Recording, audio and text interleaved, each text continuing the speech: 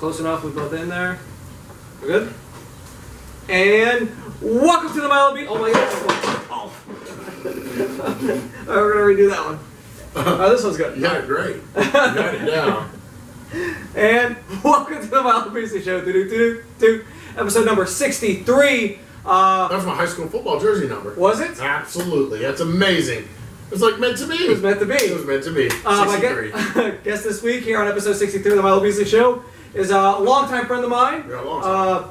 Bruce, the Marquee Santee. Or is it the Marquee Bruce Santee? The Marquee Bruce. It's the Marquee Bruce Santee. It goes better, flows. Yeah, so it does flow better. I just can't come up with this. Oh my God, I'm sorry. I just had to call time out because this right here is a Grease movie poster signed by the one and only John Travolta. You're a big fan of the Grease, aren't you? Huge Grease fan. Speaking of the high school and the 63, rumor has it that you actually did a little bit of Grease for like the talent show. Yeah. So me and a couple of the other offensive linemen, we decided it'd be a good idea to do Grease Lightning in the talent show. So went in there, did a whole performance, sang and danced, and hey, we ended up winning the whole thing. So another good old-time Bruce Santee story not too many people know about. Not too many people know about that. You remember any of the words still from Grease Lightning? Yeah. You have to got your purple pants. You know, it's a 30-inch fit. Oh, that's I forget it. It's been a while, years. So a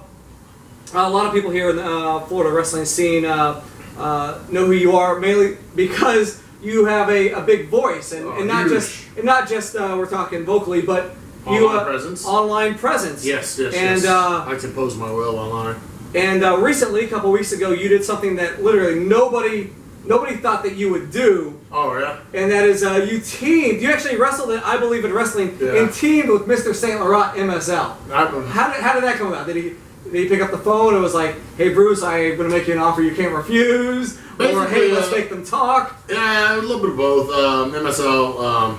Seen him at the gym several times. Yeah, believe it or not, I've had someone that goes to the gym. Wow. Yeah, he goes to the gym. Works harder, I guess he just eats harder. But, he's at the gym, and I ran the idea by him, and I was like, you know what, yeah, why not? Let's bygones be bygones. We're all getting old. Having all this heat's stupid. It's ridiculous. And, I've messed up myself, so I got no room to talk anymore. So, hey, we're all on an even playing field. Instead of working apart, let's just work together. Lights in the studio went out. Apparently. We're having technical difficulties. That's okay. We'll work right through it. That's all right. I got a button. It's old fashioned. It's one of those things. Yeah. 1, 2, and that 3. Was not it. That was not it. Oh, there we go. I may have set off. I was hoping we didn't close the bay door. I may have set off the alarm. Were you maybe expecting the police here? Maybe fire department. Those are my friends. All of them. They are your friends. Oh, they're my buddies. So you mentioned that you played high school ball, and then so from there you ran into, I guess, the Bushwhackers wrestling school, right? That's where you started, right? So how did that happen? How did you get involved in wrestling? How did you start out? Like, how did you learn about their school in the first place? Oh, good story. I was in I think 19 years old. And a friend of mine was like, "Hey, you remember Vito from the neighborhood? Remember Drive-By Vito?" Yeah. And so I remember Vito from the neighborhood. Well, he's training like to wrestle. I go, "Where's he at now?" They go, "Well, he works up at the porn store, XTC Super Center, South St. Pete." So I go, that's where I'm from. Go South St. Pete. Go to the XTC Adult Super Center. So meanwhile, dudes are probably in the back doing their gimmick. I'm talking to him. "Hey man, how do I get in this wrestling school? Blah blah blah." So he introduces me to Luke and Butch, and started from there. I was kind of happy because after I was gonna go play college ball, and I just kind of got fat, lazy, and had a girlfriend, and it was just really stupid. So I decided to pursue wrestling, but I was a little too big back then, so didn't really work out too well for me. Took a couple months off. Started for a couple months and took about a year off. Came back, and it pretty much was the Devin Nash Professional Wrestling School show. And then it evolved into Florida WrestlePlex, and that's kind of how I met this guy. Yep, that's where we met there at the Florida WrestlePlex. 1999, 2000, so it's been a long time, man. Been a long, hard road, and for some reason we're still here. I don't know. Yeah, we actually both of us grew up in St. Pete. Right. I actually at the time in high school, before I became a professional wrestling bum, I actually wrote for the St. Petersburg Times newspaper, and I actually I don't know if you know this, but I covered high school sports, which I know you know. But there were times that I covered Lakewood High School football. Yes. So there are chances that I was out there watching you play the football. Probably, so small world when it comes, doing that, and the next thing you know, we're wrestling, in Florida, and then we're wrestling all over the place together. Like we got like a soundtrack going on. I'm not sure what's going on. In the ghetto. So, but yeah, it's a small world where you go from, your high school, and then now you've been all over the place, all over the country wrestling. Yeah. In fact, you just went up to New Jersey a couple months ago. You went up there and you wrestled Danny DeMonto, right? DeMonto, Chris Dickinson, good talent, and Pinky Sanchez and his partner, team with X-Pac. Fun times, man. I was at like a... Pinky's a weird dude. Very cool, very cool. But I like him. Very cool dude. He's one of the boys, definitely. But yeah, man, went up there for like a skate and surf festival. It was good. A lot of energy. This light likes to go out. A lot of energy, a lot of cool people. Like the guys up there, man, it's just a different game. And then they're all really cool, really respectable, and just all of them work their ass off. Like I guess like we all do. So yeah, it was refreshing to see. So what's next for Bruce Santee? You're the Ring Warriors Grand Champion. Yeah. You're still a presence in I guess the Sunshine State Wrestling Alliance. Still a presence in Vintage Wrestling. Yeah. And a couple other places. So what's next? Like what else? Like what championships can you possibly win now at this point? Here in Florida. At this point, man, I've already won them all. That really anything is relevant.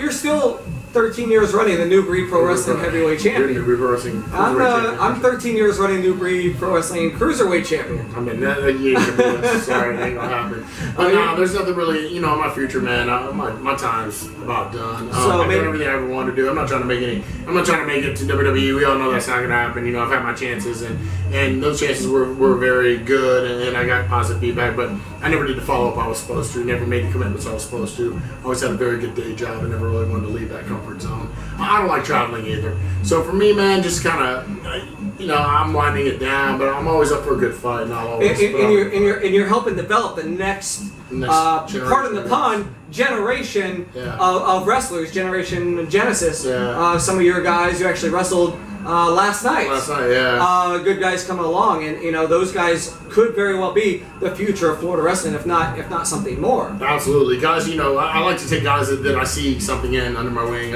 Jesse Sorensen was one of them, and he blew up obviously with TNA. Then I had that unfortunate accident, but he's back and he's actually doing stuff with NXT now. So hopefully the best for him. Maxwell Chicago is another guy who you see everywhere on the Indies now. He went pretty much from just nobody, and he just kind of took the kid under my wing, and he had a couple ideas. I helped him develop the ideas, and man, he took the ball and he ran with it. And then we got Generation Genesis, Jeff Boom and Mitch Mitchell. Young kids, Mitch's 21, Jeff's 26.